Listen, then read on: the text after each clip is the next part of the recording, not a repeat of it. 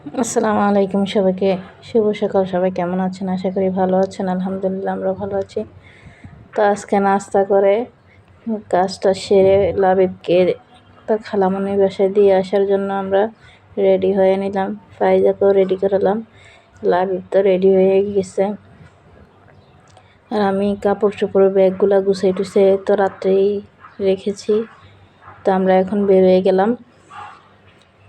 তো আমি গাড়িতে ভিডিও করতে পারি নাই, গাড়ির মধ্যে পোটলাপাটলি নিয়ে এগুলো নিয়ে ভিডিও করা যায় না, হাতে ব্যাগ ট্যাগ আসছিলো।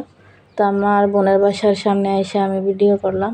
আমরা বাড়ির ভিতরে ঢুকতেছি, যে ফাইজা লাবিব সামনে,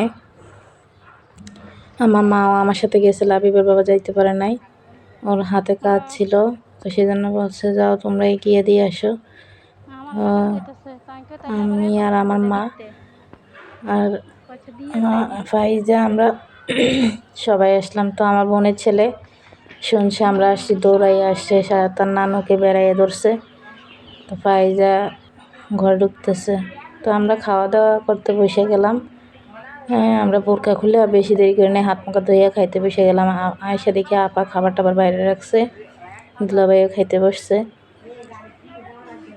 তো আমরা খাওয়া দাওয়া শেষে বিকেলবেলা লাবিবে তার আঙ্কেলের স্কুলে গেছে, যাওয়াতে এখান থেকে ফুল নিয়ে আসছে, গাছে ফুল ধরছিল, ফুলটা ফুইটা রয়েছে, তো দেখা নিয়ে আসছে। ফুলটা অনেক সুন্দর।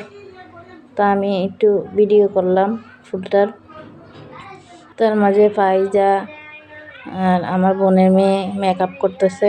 ফাইজা দেখে আমি কিভাবে মেকআপ করি, তো সে তাকে মেকআপ করাই দিতেছে।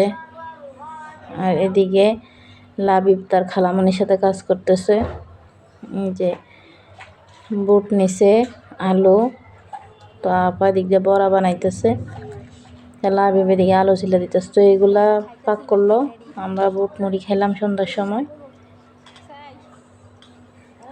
সবাই বসে রয়েছি।